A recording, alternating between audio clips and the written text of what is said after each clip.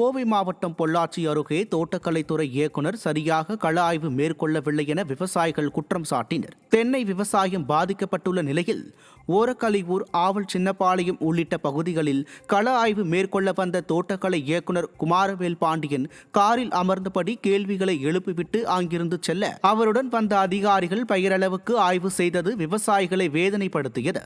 விடியா திமுக ஆட்சியில் அமைச்சர்கள் முதல் அதிகாரிகள் வரை விவசாயிகளை வஞ்சித்து வருவது தொடர்கதையாகி வருவதாக மக்கள் வேதனை தெரிவிக்கின்றனர். வந்தார், என் தோட்டத்துக்கு வண்டித்தடத்தில் நின்னார். எத்தனை வருஷம் பாதிப்பு இருக்குன்னாரு. ஒரு 8 வருஷமாக இருக்குங்கண்ணே. சரி, மருந்து அடித்தா சரியாயிருந்தார். நான் மருந்து அடித்தா பாலினேஷன் ப்ராப்ளம் வருங்க சார், அதனால் வேண்டாம் அப்படின்னா சரின்ட்டு கிளம்பிட்டார். அவ்வளோதாங்க, வேறு எந்த இதுவுமே சொல்லலை. எதுக்கு வந்தார், எதுக்கு போனார், எதுக்காக செலக்ட் பண்ணாங்க என்னன்னு தெரியல. தமிழகம் போதையின் பிடியில் சிக்கி சீரழிந்து வருவது மீண்டும் மீண்டும் நிரூபணமாகி வருகிறது. விடியா திமுக ஆட்சி பொறுப்பேற்றது முதல் தமிழகம் மது, கஞ்சா, குட்கா, மெத்தபெட்டமின் என விதவிதமான போதைக்கு அடிமையாகி பல்வேறு குற்ற சம்பவங்கள் அரங்கேறி வருகிறது.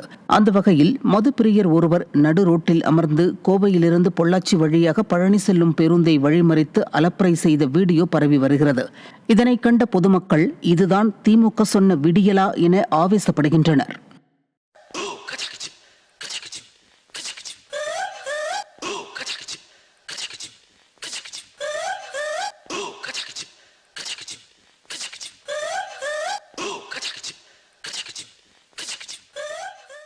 சேலம் மாவட்டம் ஆத்தூர் அருகே அரசு பேருந்து பஞ்சரானதால் பெண்கள் கை குழந்தையோடு நடந்து செல்லும் அவலம் ஏற்பட்டது.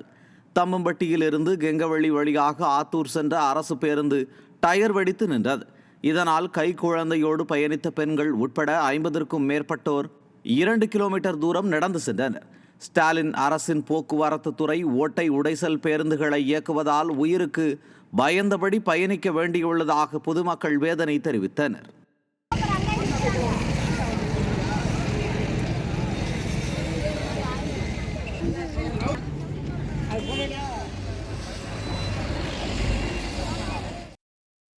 தூத்துக்குடி மதுரை தேசிய நெடுஞ்சாலைக்கு எப்போது விடிவு காலம் பிறக்கும் என மைனாரிட்டி பாஜக அரசுக்கு மக்கள் கேள்வி எழுப்பியுள்ளனர். புதூர் பாண்டியாபுரம் சுங்கச்சாவடி கட்டுப்பாட்டில் உள்ள தூத்துக்குடி மதுரை தேசிய நெடுஞ்சாலை குண்டும் குழியுமாக போக்குவரத்திற்கு லாயக்கற்ற நிலையில் உள்ளது. இதனால் அப்பகுதியில் விபத்துகளும் உயிரிழப்புகளும் தொடர்கதையாகி வருகிறது. இது தொடர்பான வழக்கில் அந்த சாலையை நல்ல முறையில் சீரமைக்க வேண்டும் என்ற உயர்நீதிமன்ற மதுரை கிளையின் உத்தரவும் இதுவரை நிறைவேற்றப்படாததால் வாகன ஓட்டிகள் கடும் அவதியடைந்து வருகின்றனர். நிறைய விபத்துகள் ஏற்படுது. இப்போ கடந்த 2 மாசத்துல மட்டும் ஒரு 6 பேர்கிட்ட இறந்துருக்காங்க. அவ்வளவு குண்டும் குழியுமா இருக்கு. இந்த ரோட்ல முழுக்க வந்து தூத்துக்குடி ஹார்பர்ல இருந்து ஏகப்பட்ட கனரக வாகனம் போய்கிது. இதை நெடுஞ்சாலைத்துறை பார்த்து தயவு செஞ்சு இந்த ரோட்டை சீரமைக்கணும். இதனால ஏகப்பட்ட விபத்துகள் நடக்குது. காஞ்சிபுரம் மாவட்ட ஆட்சியர் அலுவலகத்தில் தமிழ்நாடு வருவாய்த்துறை அலுவலர் சங்கத்தினர் கோரிக்கைகளை வலியுறுத்தி 1 மணி நேர விடுப்பு போராட்டம் நடத்தினர். ஏற்கனவே ஏற்கப்பட்ட கோரிக்கைகள் மீது அரசாணைகள் பெறும் வரை போராட்ட நடவடிக்கைகள் தொடரும் என தமிழ்நாடு வருவாய்த்துறை அலுவலர் சங்கத்தினர் அறிவித்திருந்த நிலையில் மாலை அலுவலக நேரத்தில் இருந்து 1 மணி நேரம் முன்னதாக வெளிநடப்பு செய்தனர். அரசு அலுவலகங்களின் கோரிக்கைகள் வெற்று அறிவிப்புகளாக மட்டுமே உள்ளதாகவும் அதை நிறைவேற்ற முடியாமல் விடியா திமுக அரசு நிர்வாக திறனற்று இருப்பதாக தெரிவித்தனர். திருப்பத்தூர் அருகே சொத்து பிரச்சினை காரணமாக ஜேசிபி இயந்திரம் மூலம் வீடு மற்றும் 4 ஏக்கர் வாழை மரங்கள் தரைமட்டமாக்கப்பட்டது. அகரம் பகுதியில் நடராஜன் என்பவர் குடியிருக்கும் வீடு மற்றும் அறுவடைக்கு தயாராக 4 ஏக்கரில் இருந்த வாழை மரங்களை அவருடைய அண்ணன் மகன் ஜேசிபி இயந்திரம் மூலம் அழித்தார். இதைத் தொடர்ந்து ஜேசிபி இயந்திரம் மூலம் சேதப்படுத்திய நடராஜனின் அண்ணன் மகன் தற்போது தலைமறைவாகி இருப்பது பரபரப்பை ஏற்படுத்தியது.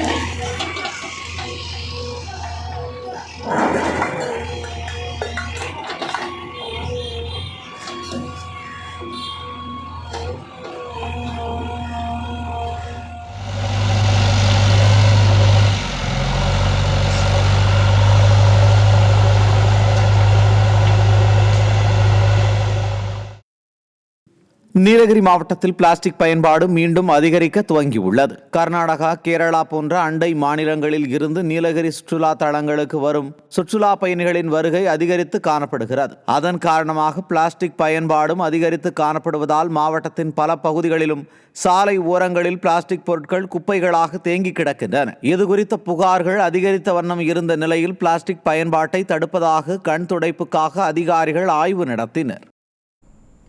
திறந்தவெளி கிடங்குகளை அமைத்து விளம்பர மாடல் ஸ்டாலின் அரசு நெல் கொள்முதலை துரிதப்படுத்த வேண்டும் என விவசாயிகள் சங்க ஒருங்கிணைப்பு குழு தலைவர் PR பாண்டியன் வலியுறுத்தியுள்ளார். இது தொடர்பாக திருவாரூர் மாவட்டம் மன்னார்குடியில் செய்தியாளர்களை சந்தித்தவர் நெல் கொள்முதல் செய்தால்தான் பல்லாயிரக்கணக்கான நெல் மூட்டைகள் தேக்கமடைந்துள்ளதாக தெரிவித்தார்.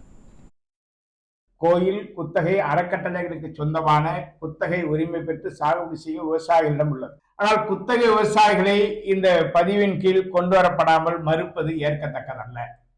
தமிழ்நாடு அரசு குத்தகை விவசாயிகளுக்கும் அடையாள அட்டை வழங்கி அரசின் நலத்திட்ட உதவிகளை பெறுவதற்கான நடவடிக்கையை மேற்கொள்ள வேண்டும்.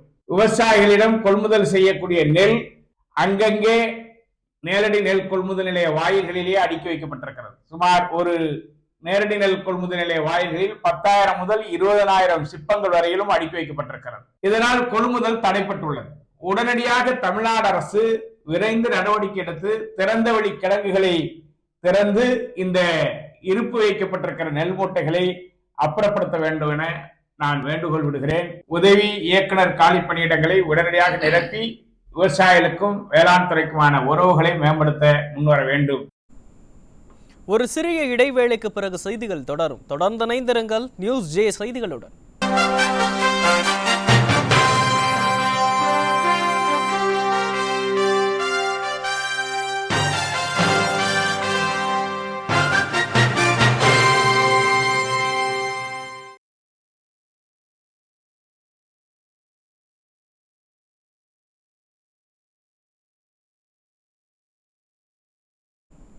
திறந்தவெளி கிடங்குகளை அமைத்து விளம்பர மாடல் ஸ்டாலின் அரசு நெல் கொள்முதலை துரிதப்படுத்த வேண்டுமென விவசாயிகள் சங்க ஒருங்கிணைப்பு குழு தலைவர் PR பாண்டியன் வலியுறுத்தினார்.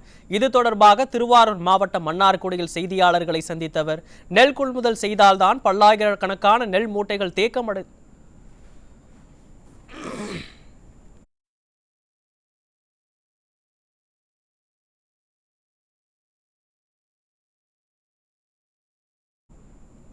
திறந்தவெளி கிடங்குகளை அமைத்து விளம்பர மாடல் ஸ்டாலின் அரசு நெல் கொள்முதலை துரிதப்படுத்த வேண்டுமென விவசாயிகள் சங்க ஒருங்கிணைப்பு குழு தலைவர் PR பாண்டியன் வலியுறுத்தியுள்ளார். இது தொடர்பாக திருவாரூர் மாவட்டம் மன்னார்குடியில் செய்தியாளர்களை சந்தித்தவர் நெல் கொள்முதல் செய்ததால் தான் பல்லாயிரக்கணக்கான நெல் மூட்டைகள் தேக்கமடைந்துள்ளதாக தெரிவித்தார்.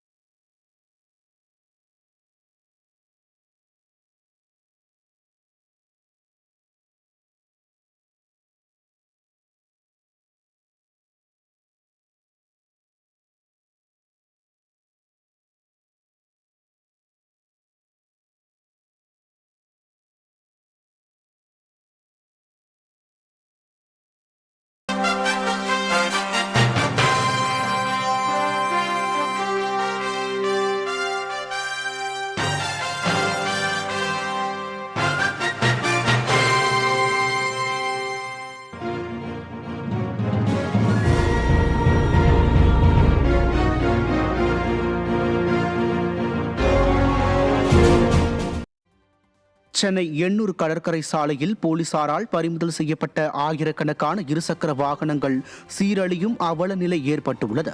வாகன ஓட்டிகளிடம் இருந்து பறிமுதல் செய்யப்பட்ட வாகனங்கள் சம்பந்தப்பட்டவர்களிடம் அபராதம் பெற்றுக்கொண்டு ஒப்படைக்க வேண்டும்.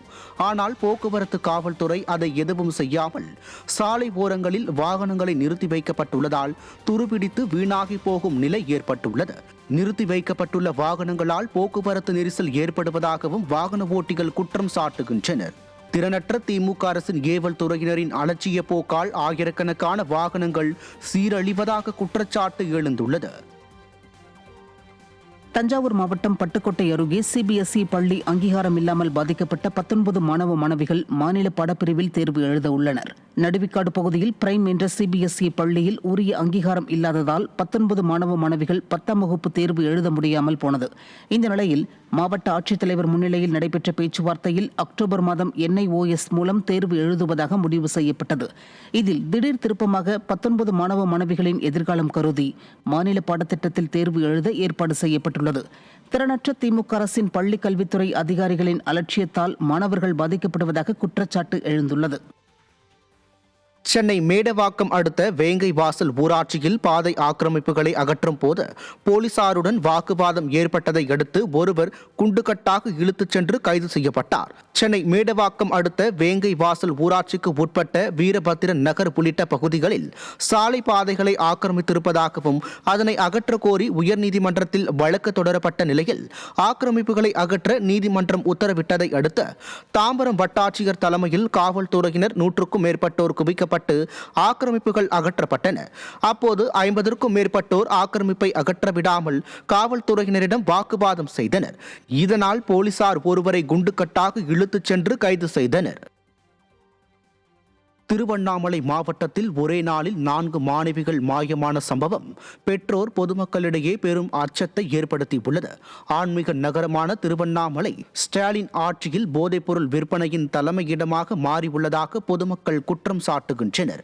இந்நிலையில் பிப்ரவரி 18ஆம் தேதி ஆரணியில் 12ஆம் வகுப்பு மாணவி, செய்யாற்றில் கல்லூரி மாணவி, பொன்னூர் மற்றும் வேட்டவளம் பகுதியில் 2 நர்சிங் மாணவி என 4 பேர் மாயமானதாக வழக்கு பதிவு செய்யப்பட்டுள்ளது. போதைப்பொருள் விற்பனையால் பாலியல் குற்றங்கள் அதிகரித்த நிலையில் தற்போது மனித கடத்தல் சம்பவங்களும் அதிகரித்திருப்பது பொதுமக்களிடையே கடும் அச்சத்தை ஏற்படுத்தியுள்ளது. ஸ்டாலின் அரசு போதைப்பொருள் விற்பனையையும் பாலியல் குற்றங்களையும் தடுக்க நடவடிக்கை எடுக்காமல் ஆழ்ந்த உறக்கத்தில் உள்ளதாக பொதுமக்கள் குற்றம் சாட்டுகின்றனர். சென்னையில் காய்ச்சல் காரணமாக தனியார் மருத்துவமனையில் சிகிச்சையில் இருந்த சிறுவன் மூச்சு திணறி உயிரிழந்த சம்பவம் அதிர்ச்சியை ஏற்படுத்தியுள்ளது. திருவள்ளூர் மாவட்டத்தைச் சேர்ந்த தினேஷ் பார்வதி தம்பதியரின் 4 வயது மகனான ரோஹித் என்ற சிறுவனுக்கு காய்ச்சல் ஏற்பட்டு சென்னை அயனாவரத்தில் செயல்பட்டு வரும் பிரபல தனியார் மருத்துவமனையில் அனுமதிக்கப்பட்டார். இந்நிலையில் திடீரென மூச்சு திணறல் ஏற்பட்டு உயிரிழந்தார். தவறான சிகிச்சையின் காரணமாக சிறுவனின் உயிர் பறிபோனதாக கூறி உறவினர்கள் போராட்டத்தில் ஈடுபட்டனர். தனியார் மருத்துவமனைகளை மாநகராட்சி நிர்வாகம் கண்டு கொள்ளாததால் பல தவறுகள் ஏற்படுவதாக பொதுமக்கள் குற்றம் சாட்டுகின்றனர்.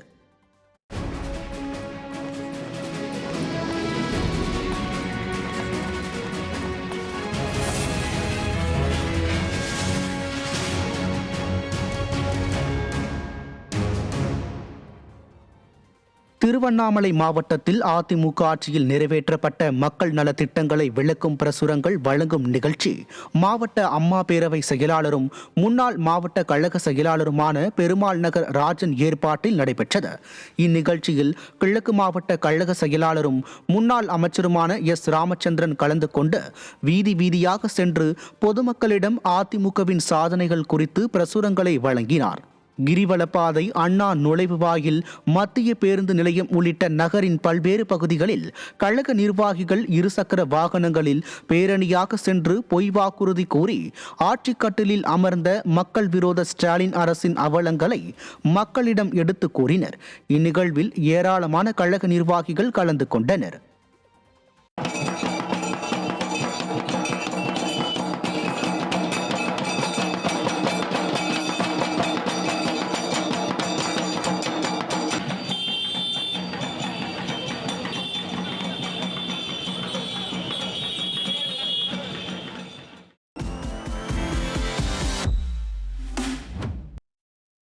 விழுப்புரம் மாவட்டம் மேல்மலையனூர் அருகே கறவை மாடு பராமரிப்புக்கு கடன் வழங்காததை கண்டித்து விவசாயிகள் முற்றுகை போராட்டத்தில் ஈடுபட்டனர். கன்னலம் கிராம தொடக்க வேளாண்மை கூட்டுறவு கடன் சங்கம் கடந்த 4 மாதங்களாக கறவை மாடு பராமரிப்புக்கு கடன் வழங்க கோரி மனு அளித்தால் ஏற்பதில்லை என கூறப்படுகிறது. ஸ்டாலின் கட்சியினர் கூறும் நபர்களுக்கு மட்டுமே கடன் வழங்கப்படுவதாகவும் தெரிகிறது.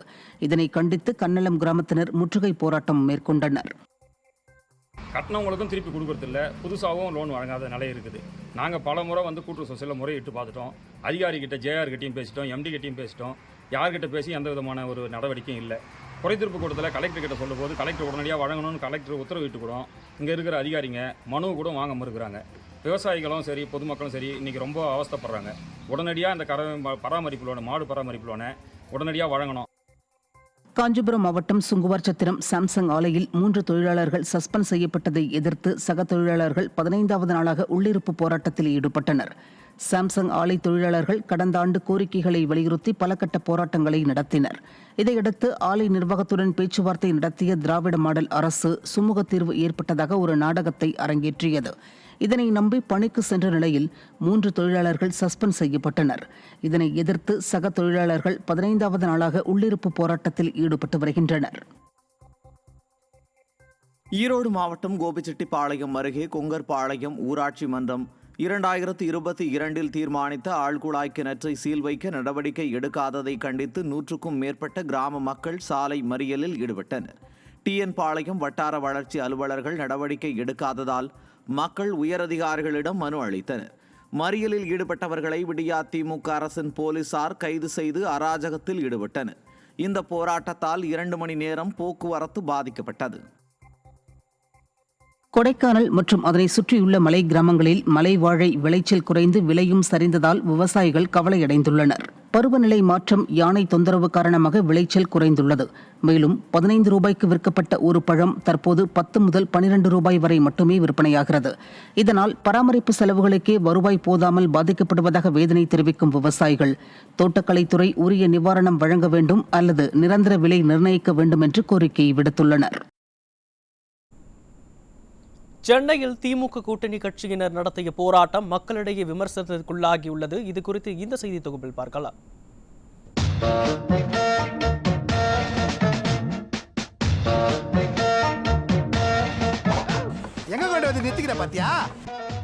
தமிழகத்தில் பள்ளி கல்லூரிகளில் நடக்கும் பாலியல் குற்றங்கள் பெற்றோரை கலங்க வைத்திருக்கிறது. அண்ணா பல்கலைக்கழகத்தில் மாணவி பாலியல் வன்கொடுமை செய்யப்பட்ட விவகாரம் தொடங்கி கோவையில் பள்ளி மாணவி கூட்டு பாலியல் வன்கொடுமைக்கு ஆளான விவகாரம் வரை